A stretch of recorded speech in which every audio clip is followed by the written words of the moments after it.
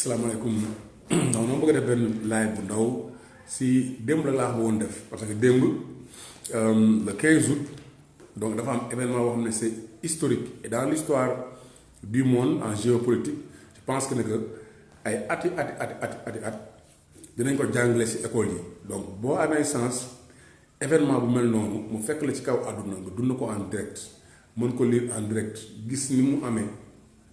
je pense que c'est très important que ñu tirer si ay leçons yoo xam ne par rapport ak ñun africains yi par rapport ak ñun sénégalais yi par rapport ak ñun Afrique francophone bi nga xam ne nii ki ñu colonisé moom mooy France. boo leen ma déggee sama ay live yu bëri wala sama intervention yu bëri damay convoquer Vietnam parce que Vietnam dafa nekk pays boo xam ne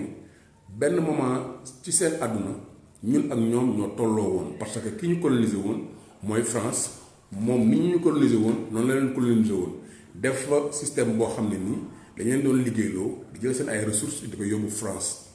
même système de colonisation lañ amoon donc bi ñuy dem ci deuxième guerre mondiale Vietnam ak Sénégal kiif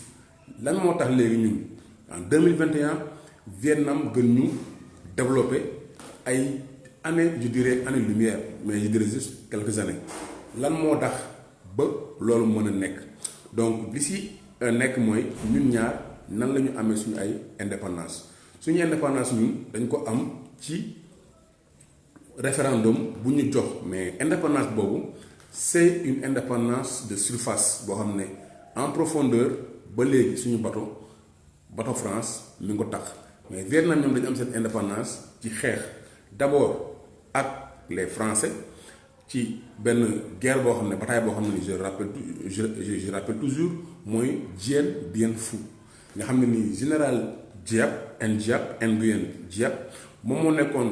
chef armée bi moom moo dóor waa France ci Dien Bien Phu. Ho Chi Minh nga xam ne bi mu jógee deuxième guerre mondiale ñëw ne effectivement ñun dañ doon xeexal France pour ñoom ñu génn ci domination allemande on ne peut pas ñun aussi pourquoi mënuñu indépendant par rapport à la France bi ñu ko defee américains yi jàpp ne. Dañoo jege Russie ñu ne ñoom du ñu leen bàyyi ñu daal di daanu ci affaire communisme parce que à l'époque 1965 68 69 yooyu dañoo doon wax guerre froide la mooy monde bi c'était deux pôles l'URSS et les États-Unis donc ñu bañ ñoom ñu tombé dans le communisme moo tax ñoom ñëw fa daal di leen nekk sous domination mais domination boobu li muy am yépp ñoom ñuy xeex ak américains yi di xeex ak américains yi ba le 29 avril 1975 li am démb biir Afghanistan c'est-à-dire américains yi jël ay hélicoptères même marque yi wàcc seen 3 ambassades di rawale américains yi ñu nekk ambassade foofu mais di rawale aussi ñi nga xam ne nii ay afghans lañ à l'époque aussi 1975 ñuy rawale ñi nga xam ne nii ñooñu ay vietnamiens yoo xam ne dañu doon liggéey ak ñoom nekk seen ay bras armés nga xam ne ni aussi même chose mooy en 1975 ñëpp ñi nga xam ne dañu soloon tenue militaire boo xam ne da nga doon liggéey ak américains yi di xeex pour ñuy bañ a am indépendance da nga ko doon summi di làqatu di nekk ci civil yi même chose moo am Irak da ngay summi sa tenue di làqatu pour nekk ci civil yi parce que ki nga xam ne dafay xeex ngir moomeelam xeex ngir dëkkam bokkal ki nga xam ne dafay xeex ngir xaalis amuñu loyauté boobu noonu ñëpp a daw gis ngeen avion yi nga xam ne nii bu ñu doon naaw di yóbbu ay nit ñoo xam ne dañ bokkoon ci seen côté ay nit langaamu ci daw ci suuf avion yi ba sax di daanu ak ñoo xam ne nii fu ñu mën a dawee dañ fay dawee loolu moo amoon la même chose aussi en 1975 mooy nit ñi dañ doon daw comme Saigon moo fii Kaboul la fële Saigon la woon ni mu amee même chose rek taliban yi fu nekk lañ jóge di ñëw di songu américains yi ak ñi nga xam ne ñoo seen allié fële aussi Vietcong Viet Minh yi fu nekk lañ doon jógee di songu lu ñuy wax Saigon donc Saigon comme dafa jege géej à l'époque ñoom si ay bateau lañ doon dugg ñi di dox xam nga mais ñi duggoon ci bateau yi am na ñu bëri ñoo xam ne dañoo suur ndax lan parce que vietnamiens yi bi ñuy ñëw ñi nga xam ne dañu doon liggéey di xeex di rey ñoom seen bopp pour ñu bañ a am accès à l'indépendance xam nañ ne bu ñu ñëwee. dina metti si ñoom moo tax ñu defoon loolu ñi nga xam ne nii desoon nañ fa comme gouvernement ak yooyu fexe nañ aussi ba jugé leen ñenn ñi nag bi leen jugé pare ñenn ñu rey leen ñenn ñi nag ñu yóbbu leen si ay camp yoo xam ne dañ leen doon jàngalaat dindi idéologie impérialiste bi capitaliste bi dugal seen bopp loo xam ne mooy idéologie communiste bi boobu ba léegi Vietnam duñ bind si français doo fa dem lire fa français seen langue officielle seen langue la ñu ngi développé te am na produit yoo xam ne ñu ngi koy jënd sax Vietnam lay jóge fii nag mën na am toute différence par rapport ak taliban yi ni ñu ko créé ak peut-être ñoom seen connexion ak waa États-Unis yooyu mais lépp li nga xam ne nii moom moo si am mooy ñooñu xeex nañ depuis que Bush en 2001 ne dañuy jàppale Irak ak Osama Ben Laden ñu dugg fa def fa sa ay base depuis boobu une occupation permanente donc officiellement démb lañ daw seen ambassadeur seen nit yëpp ak président bi nga xam ne mu ngi tudd Ghani moom aussi daw na génn fa léegi loolu aussi lan lañ si mën a ñun tirer comme leçon bëri na mais li ci ëpp solo mooy bu nekkee ne États-Unis moom mooy la première puissance occidentale mooy nekk États-Unis bu nekkee ne ñoom mën nañu jóge Kaboul jóge Afghanistan ça veut dire que l'armée française aussi peut quitter l'Afrique armée française occupation fi mu nekk pourquoi armée française war a quitter Afrique parce que ñoom seen présence dafa am lien boo xam ne ni lien étroit la par rapport à la démocratie parce que ñi nga xam ne ñoo fi nekk depuis les indépendances 1960 ñooñu à chaque fois bu problème amee proximité bi ak jege bi nga xam ne ni armée française jege na fi moo leen di assurer que ne que quel que soit alpha ñoom ils sont protégés par l'armée française et boo xoolee armée française ni mu laloo géographiquement de l'Afrique de l'Ouest à l'Afrique de l'Ouest c'est-à-dire seen base am nañ base boo xam ne mi ngi fii à Dakar nga dem Afrique de l'Est donc vers peut-être ay Djibouti Tchad Afrique centrale nga am ko fa am ko Togo Burkina Faso am ko Libreville donc pays francophonie mais ils sont encerclés par l'armée française et ci histoire mu nekk histoire bu jege comme histoire bu sori boo xam ne nii peut-être début indépendance yi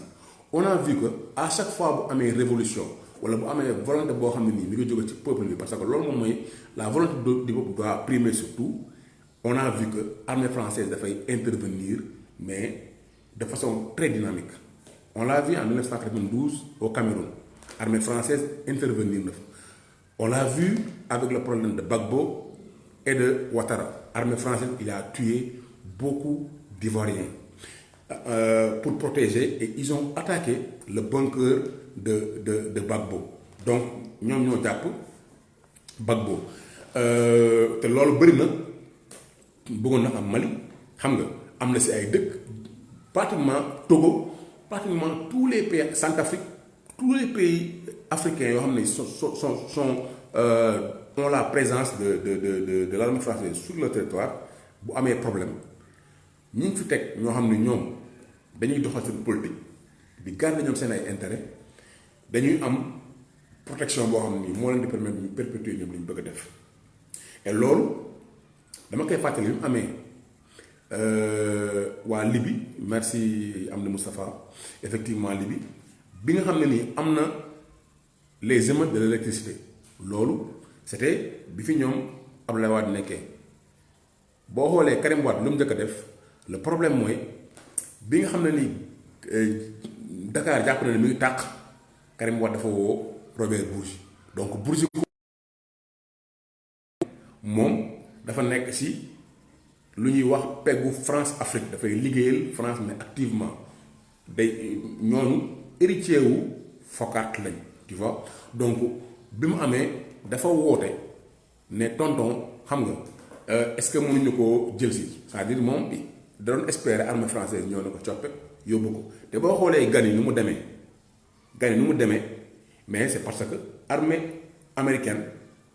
passé nañ ko lu ñuy wax save passage xam nga way out foo xam ne mën na fa jaar ñu sepp ko yóbbu ko daal di laq ay documents yoo xam ne nii bëgguñu woon taliban yi bu ñu ñëwee jot ci documents yooyu. loolu am na ci Rwanda bi nga xam ne nii dugg nañ bañ jàpp ne ñooñu c'était fini dañu war a gagné dañoo créé ñoom seen opération wàcc ñëpp ñi nga xam ne ñoo nekkoon les responsables donc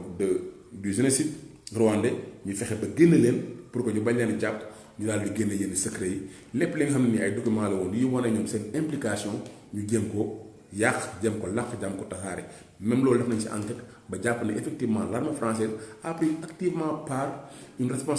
responsabilité dans le génocide. léegi nag lan moo tax ñun mënuñu am démocratie bu wóor bu pare aussi mënuñu suñu gouvernants yi bu nekkee ñoom am nañ sentiment ne ils sont protégés et que bu dara amee automatiquement armée française day ñëw ne copp protéger leen fekk loolu mi ngi am duñu liggéey normal boo xam ne dañuy jàpp ñun suñu intérêt rek parce que dañ ci bàyyi xel ne la force qui menace de tuer qui menace de représailles moom mooy la France qui a à plusieurs reprises dans notre histoire l'a fait donc présence armée française tant que mi ngi am y aura des événements mais événements yooyu ci cappaandaw ga jàpp leen ne mën nañ ñoom ñu intervenir activement boo leen xoolee problème Sonko bi mu amee amoon na benn camion boo xam ne ay dañ ko romb rek après gars yi filmé nit ñi ay français rek armée française après ñu daal di daw et on a entendu ci nga xam ne mooy Zemmour Éric Zemmour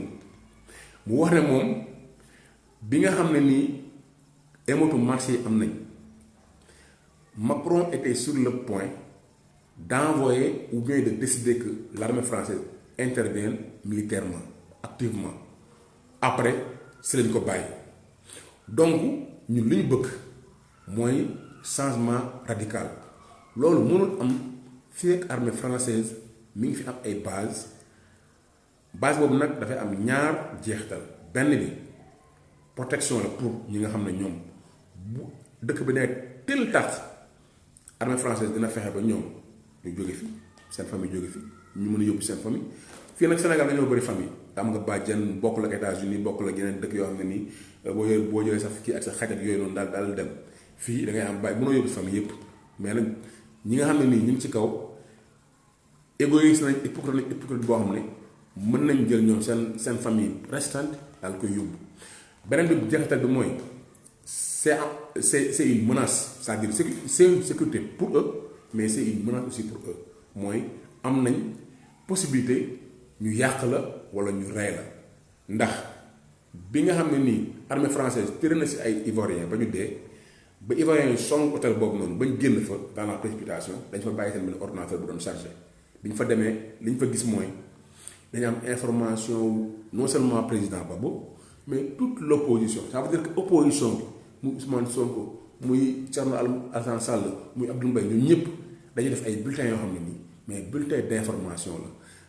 Gbagbo oto bi mu yoroon muy oto yi si am blindage yëpp xam na ko et on l'a interviewé mën ngeen dem si internet YouTube ngeen def kii armée française Gbagbo xam nga espionnage di ngeen gis vidéo bi mu ne moom loolu jaaxal na ko quoi dafa tiit information yi nga am si moom yëpp donc ñoom ñi ngi fi présent ñooñu gën a xam sax Sénégal ñi ngi fi prêt à sauver leurs intérêts maintenant de façon pacifique comme on l'a toujours fait dañ leen di ñaan on demande à l'armée française de quitter le Sénégal et de quitter l'Afrique en général parce que tant que armée occidentale de façon forcée mooy contre la volonté du peuple Alpha Blondy woy na ko nous ne voulons plus de vous chez nous jeunesse bi boo demee Mali même chose même sentiment bi la kenn bëggul Centrafrique gis ngeen ñu jël Russie parce que bëgguñu ab armée française Madagascar même chose maintenant y a une comment dirais-je benn génération bu commencé yeewu mais bu commencé aussi def lu mu mën xam nga pour que les choses changent maintenant les choses nag dafa am ay pàcc yu bëri yoo xam ne dañoo connecté wu te duñ ko gis mënuñu laaj indépendance jàpp nañu suñu njiit yi dañoo indépendant mën nañ def lu leen neex alors que ñoom dafa am menace buy peser si ñoom te menace boobu mooy adduna bi doole moo koy doxal lan moo tax Corée bu waxee Kim Jong Un bu waxee gars yi bàyyi ko xel c'est parce que am na arme nucléaire waa Iran lan moo tax ñu respecté ko parce que am na arme nucléaire donc mooy li Nkrumah waxoon tant que ñu ngi am suñu ay micro armée yi nii ku ñëw mën nañu dóor bu nekkoon nañu boole am benn arme boo xam ne dina mën ku ñu bëgg a song ñu xeex ak moom bu boobaa dinañu respecté